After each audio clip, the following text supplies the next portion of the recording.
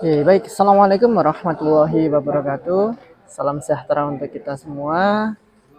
Jadi kembali lagi di channel Sukses Polbi. Jadi pada kesempatan kali ini, di episode kali ini kita akan membahas apakah benar sekolah kedinasan khususnya di bawah naungan Kementerian Perhubungan itu gratis atau tidak mengeluarkan biaya sama sekali. Nanti kita akan bahas di sini, kita kupas tuntas semuanya di sini dan akan saya jelaskan apa saja sih biaya-biaya yang harus dikeluarkan atau sebenarnya tidak harus dikeluarkan oleh para calon taruna di sekolah kedinasan Kementerian Perhubungan. Nggak usah khawatir, nanti saya juga akan bantu menjelaskan dasar regulasinya, dasar pengumumannya, sehingga informasi yang diberikan ke teman-teman semua tidak hanya bersifat katanya. Itu yang paling kita jengkelkan sama-sama ya. Oke, baik, kita masuk yang pertama. Apa saja pembagian dari biaya yang ada di sekolah kedinasan Kementerian Perhubungan khususnya? Biaya kalau dari versi channel ini dibagi menjadi 3 pembiayaan. Yang pertama adalah biaya seleksi, yang kedua adalah biaya sebagai calon taruna baru, dan yang ketiga adalah biaya yang dikeluarkan pada saat menjadi taruna hingga mereka lulus besok. Mungkin tambahan yang keempat ya ada biaya ketika pelantikan, tapi itu sangat tentatif ya, itu nggak bisa diprediksi dari sekarang seperti itu. Oke, selanjutnya kita akan beralih dulu dari biaya seleksi. Biaya seleksi sendiri kita bisa mengetahui ketika kita sudah paham apa saja seleksi yang diadakan di sekolah kedinasan khususnya di bawah naungan Kementerian Perhubungan. Untuk dasar regulasinya, untuk seleksinya, jenis-jenisnya itu ada di sama ya, PG BPSDMP nomor 1 tahun 2023. Di Romawi kelima yaitu dijelaskan ada tahapan, jenis, dan biaya seleksi. Di sini juga sudah langsung dijelaskan biaya seleksinya. Yang pertama, seleksi penerimaan calon taruna dilaksanakan dalam 4 tahapan. Setiap tahapan seleksi menggunakan sistem gugur. Jadi setiap tahap itu bisa ada 1 sampai 2 seleksi. Ada tahap pertama, nanti dijelaskan di sini ya, kita next dulu. Kemudian biaya pendaftaran dibayarkan oleh calon taruna-taruni sesuai dengan perguruan tinggi yang dituju. Sesuai dengan perguruan tinggi yang dituju. Jadi tentunya setiap perguruan tinggi memiliki tarifnya masing-masing yang telah diatur di pengumumannya mereka. Selanjutnya biaya seleksi dibebankan kepada calon taruna sesuai dengan titik lokasi tes. Nah ini tolong dijadikan highlight ya, bahwa biaya seleksi ini dibebankan keseluruhannya kepada para calon taruna dan taruni yang mendaftar. Kemudian yang kelima, calon taruna diwajibkan memberikan alamat email dan lain sebagainya, tinggal disesuaikan. Kemudian besaran biaya seleksi ditetapkan oleh masing-masing perguruan tinggi sesuai dengan peraturan perundang-undangan pada tabel berikut. Oke, kita langsung masuk ke tabel. Nah, di sini kita membahas tentang tahapannya dulu. Kita bisa lihat bahwa tahapan 1 ada 2 jenis seleksi. Seleksi pertama yaitu pendaftaran, dan yang kedua adalah seleksi administrasi. Sebelum pindah ke tahap 2, di sana ada pengguguran. Jadi para peserta nanti akan ada beberapa yang gugur ketika melaksanakan jenis seleksi pendaftaran dan seleksi administrasi. Ketika teman-teman sudah lolos, teman-teman akan masuk ke tahap yang kedua, yaitu hanya ada 1 jenis seleksi, yaitu SKD, seleksi kompetensi dasar. Itu juga sama, cuman 1 saja, nanti digugurkan dulu, nanti yang lulus baru bisa lanjut ke tahap ketiga. Tahap ketiga ada 2 jenis seleksi, yaitu tes kesehatan dan tes kesemaptaan. Itu juga menyelesaikan dulu, jadi bukan kesehatan dulu, nanti lulus baru ke semapta, enggak. Tapi kita laksanakan dua-duanya dulu, kita laksanakan tes kesehatan, kita lanjutkan tes kesemaptaan, baru nanti ada pengumuman kelulusan dari tahap ketiga ini. Ketika teman-teman sudah lulus di tahap ketiga, baru tahap terakhir yaitu psikotes dan wawancara. Sama juga, psikotes dulu, langsung dilanjutkan wawancara, baru nanti diumumkan kelulusannya. Baru yang terakhir adalah pantokir. Untuk pantokir sendiri tidak seperti TNI Polri ya teman-teman ya. Jadi teman-teman berdiri gitu, nanti ada para pejabat, ada para perwira yang ngelilingi teman-teman, ditanya-tanyain random gitu, enggak. Jadi pantokir di Kementerian Perhubungan ya kita tinggal nunggu aja di rumah masing-masing, di kediaman masing-masing, dengan memperkuat doanya, dengan memperkuat memohon restu kepada orang tua dan lain sebagainya. Sehingga karena pantokir itu adalah seleksi yang tidak bisa kita perjuangkan gitu. Seleksinya ya kita benar-benar bertawakal saja. Kita yang penting tetap bersyukur dan bangga telah mengikuti seleksi dengan proses yang terbaik seperti itu. Jadi itu ya teman-teman ya. Itu untuk tahapannya dan sistem gugurnya. Dan sekarang kita beralih ke biayanya. Nah, untuk pendaftarannya sendiri itu 125.000 sampai 150.000. Ingat, setiap instansi itu beda-beda. Kemudian SKD-nya sama semua 50.000. Ini dari tahun ke tahun emang 50.000 ya semuanya. Dari ketika saya Polbit pun juga 50.000. Terus tahapan ketiga itu ada kesehatan dan kesemaptaan. Kesehatan yang agak menguras ini ya, agak menguras perasaan juga ini, karena maksimalnya bisa sampai 1,8, tapi startnya bisa dimulai dari 625.000. Itu tergantung di titik lokasi tesnya. Jadi kalau untuk pendaftaran tadi itu sesuai dengan instansinya, instansi yang dituju. Tapi kalau untuk tes selanjutnya ini itu sesuai dengan titik tes lokasi, karena macam-macam teman-teman. Ada yang memilih sekolah di Poltek Surabaya tapi tesnya di PIP Semarang.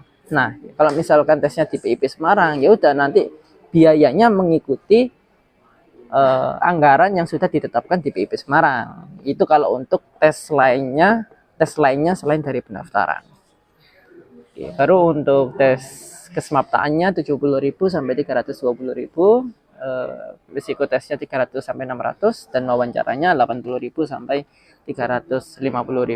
Dan ini sepengetahuan yang saya ketahui tidak pernah lebih ya dari range ini. Ya maksimalnya segitu ya segitu. Jadi teman-teman nggak usah khawatir. Yang ditetapkan di sini itu adalah nilai batas atas dan batas bawahnya. Seperti itu teman-teman. Itu untuk tahap pembiayaan yang pertama. Nah, itu teman saya ya. Itu teman saya Ridwan. Itu juga dari Poltek Surabaya juga lulusnya. Ini teman saya juga dari tadi pengen nongol ini. Sini dulu, masuk dulu. Malu dia. Mentalnya kurang dia. Tapi kalau yang teman saya yang sebelah ini Dean dari Poltek Medan. Ya meskipun kalian nggak kepo ya, nggak penting juga gitu kan. Oke. Selanjutnya tadi yang pertama kan saya menyebutkan ada 3. Yang pertama biaya seleksi, kemudian biaya ketika menjadi calon taruna baru, dan biaya ketika menjadi taruna sampai lulus menyelesaikan pendidikan. Nah, ini dia nih. Oke, kalau untuk selanjutnya biaya sebagai calon taruna baru. Kalau sebagai calon taruna baru, biaya yang dikeluarkan itu adalah biaya semester 1 dan biaya mata tukar atau masa dasar pembentukan karakter. Itu biasanya kalau Kementerian Perhubungan dilaksanakannya di JWD Bandung. Ya Bandung ya? Ya Bandung teman-teman. Itu. Tapi untuk kalau yang pola pembibitan, biaya mata tukarnya itu biasanya ditanggung sama pemerintah. Ini saya akan nampilkan di sini. Ini dasarnya. Kemudian ini dasarnya saya ambil dari ini ya, dari salah satu contoh sekolah kedinasan Poltek Surabaya dengan dasar PMK nomor 7 atau PMK 05 atau 2019 garing 2019 tentang tarif layanan Badan Layanan Umum Politeknik Penerbangan Surabaya. Itu dasarnya. Saya ambil salah satu case-nya saja karena kita kembali lagi teman-teman, bahwa setiap sekolah kedinasan dan instansi itu memiliki tarifnya masing-masing. Nah, ini saya ambil salah satu case-nya saja, salah satunya, supaya nggak bingung. Karena sebenarnya range-nya ya segitu-segitu saja, nggak jauh beda, harusnya nggak jauh beda. Oke, kan ada 2 tadi ya, saya nyebutkan ada biaya mata tukar dan ada biaya semester 1. Kalau semester 1 sendiri itu biasanya dikeluarkan sebelum teman-teman masuk ke sekolah kedinasan itu. Jadi udah diumumkan ini yang keterima siapa. Nah, nanti di sana langsung diarahkan untuk membayar semester satunya. Dan nanti di semester 1 itu biasanya memang biaya yang dikeluarkan itu jauh lebih besar dibandingkan biaya-biaya semester selanjutnya. Kenapa? Karena kita kembali lagi bahwa di semester 1 kita ada membayar biaya non akademik. Non akademiknya itu kan beragam ya, ada permakanan, ada asrama, kemudian ada perlengkapan. Nah, biasanya di perlengkapan ini salah satunya adalah seragam. Itu alasan mengapa di semester 1 itu kita mengeluarkan biaya yang cukup besar dibandingkan semester lainnya, karena kita harus membayar biaya seragam untuk semester kedepannya. Makanya di semester kedepannya kita udah nggak membayar lagi untuk biaya perlengkapan kita, tapi tetap membayar biasanya setiap instansi. Tapi perlengkapan yang dikeluarkan, biaya perlengkapan yang dikeluarkan itu tidak untuk seragam, mungkin seperti untuk barang habis pakai, seperti alat kebersihan, seperti alat ya seperti sabun dan lain-lain yang penunjangnya teman-teman ketika di asrama, seperti itu. Jadi cuma dua ya, biaya masa dasar pembentukan karakter dan biaya semester 1. Kemudian kita beralih ke biaya yang dikeluarkan ketika menjadi taruna sampai lulus nanti. Nah, di sini dijelaskan juga di Wiki BPSDMP di Romawi keempat pola pembiayaan. Di sini bisa dilihat selama mengikuti pendidikan terdapat biaya penyelenggaraan pendidikan yang terdiri dari biaya akademik dan biaya non akademik. Jadi hanya dibagi menjadi dua biaya saja, akademik dan non akademik. Yang mana biaya akademik merupakan biaya SPP atau biaya semester yang ditanggung oleh pemerintah. Nah, jadi teman-teman nggak perlu mengeluarkan biaya akademik lagi. Cuman teman-teman membayar di biaya non akademik karena biaya itu dibebankan kepada calon taruna-taruni dan tentunya sesuai dengan tarif perguruan tingginya masing-masing. Biaya non akademik itu ya terdiri dari biaya penunjang akademik ya seperti asrama, permakanan, kemudian ada perlengkapan juga, terus mungkin tambahan-tambahan lainnya ada kesehatan, biaya penunjang kesehatan, atau juga biaya penunjang kecelakaan dan lain-lain. Itu nanti mengikuti dari aturan perguruan tingginya masing-masing. Itu biaya non akademiknya. Kemudian untuk biaya non akademik sendiri berapa Kak untuk biaya asramanya, biaya permakanannya? Di sini bisa dilihat bahwasanya yang tadi saya sebutkan di contoh case-nya dari Poltekkes Surabaya, ini bisa dilihat bahwa maksimal dari biaya cucian di sini kan terlampir ada 600.000. Nah, biasanya 600.000 ini sudah include untuk biaya asramanya juga, fasilitas asrama, yaitu 600.000 itu tadi. Jadi kalau untuk permakanannya itu 7,2, berarti kan itu satu semester 6 bulan. Berarti kan satu bulannya kan 1.200.000, berarti perharinya itu 40.000. Itu sama ketika saya menjadi taruna juga kisaran saya dari 38.000 sampai 45.000. Sama ketika saya sebagai taruna juga biayanya segitu. Kalau untuk biaya kelengkapan taruna, nah itu ini ya sangat bervariasi. Itu tergantung yang dibutuhkan dari instansinya atau diadakan dari instansinya. Misalkan di semester 2 ingin memberikan perlengkapan jaket gitu ke tarunanya, kemudian di semester 3 ingin membuat seragam olahraga baru gitu, di semester 4 mau membuat memberikan fasilitas kebersihan gitu, itu nanti dikembalikan lagi ke peraturan dari instansinya masing-masing. Jadi nggak bisa ditetapkan untuk biaya perlengkapan dari taruna. Terus kalau proteksi kesehatan dan kecelakaan ini tentatif, masing-masing beda juga. Dan terakhir biaya wisuda ya, biaya wisuda itu juga ada. Saya ketika menjadi taruna juga ada biaya wisuda. Itu juga tentatif juga, tergantung itu juga menyesuaikan dari peraturan perguruan tingginya masing-masing. Itu teman-teman. Jadi ada 3 tadi, ada biaya sebelum menjadi taruna yaitu biaya seleksi, ada biaya ketika diterima sebagai calon taruna baru yaitu adalah biaya mata tukar dan biaya semester 1, dan ketika menjadi taruna sampai lulus tadi yaitu biaya akademik dan biaya non akademik. Tadi juga ada bonus ya, saya juga udah sempat jelasin beberapa tahapan dan jenis seleksi yang diadakan di Sekolah Kedinasan Kementerian Perhubungan. Kak, kalau di Poltekkes Surabaya seleksinya apa aja? Kak, kalau di STT di Bekasi apa saja? Kak, kalau di PPI Jorok apa saja? Sama semua teman-teman. Selama sekolah kedinasan tersebut di bawah naungan Kementerian Perhubungan, ya jenis seleksinya sama semua. Tahapan seleksinya ya sama semua. Kalau untuk biaya seleksinya dan biaya pendidikannya itu nggak sama semua, tapi nggak jauh beda dengan range yang telah saya jelaskan sebelumnya. Oh siap, minal izin Pak Faizin. Hati-hati Bang ya. Itu senior saya, namanya Bang Taufik. Itu teman-teman ya. Jadi ini saya kenalin dulu lah. Ini kan closing statement. Sini dulu. Geser dulu. Nah, geser dulu.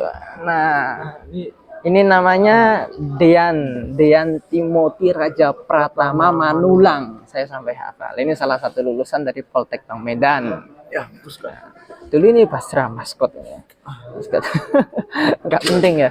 Terus, ya ini sekarang penempatan di mana, Bang? Kita penempatan di Direktorat Udaraan dan Pengoperasian Pesawat Udara. Oke. Lebih tepatnya di bidang mana itu, Bang? Tepatnya kita di bidang Subdit PEL. Oh, dulu lulusan mana, Bang? Dulu saya lulusan Poltek Bang Medan, Bang. Enggak, maksudnya jurusan apa dulu jurusan saya dulu TPPU. Atau TPU. Kayaknya asik ini ya kalau kita buat perbincangan sharing session besok ya. Asik kali lah. Oke, nanti kita jadwalkan insya Allah ya. Tonton ya. Insya Allah.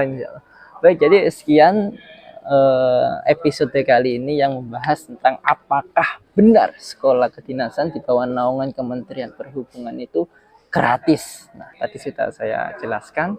Insya Allah cukup rinci. Jadi teman-teman nggak usah khawatir. Ya kalau untuk biaya segitu nanti disesuaikan saja dengan kondisi ekonominya keluarganya teman-teman ya. Yang jelas semoga apapun yang teman-teman jalani di kehidupan ini, apapun perjalanannya teman-teman, apapun perjuangannya teman-teman, apapun prosesnya teman-teman, semoga senantiasa dalam perlindungan dan ridho dari Allah Subhanahu wa taala, Tuhan yang Maha Esa. Amin Allahumma amin. Jadi sekian episode kali ini. Terima kasih atas segala perhatian dan mohon maaf atas segala kekurangan. Terakhir, salam udara, salam perhubungan, dan salam Indonesia.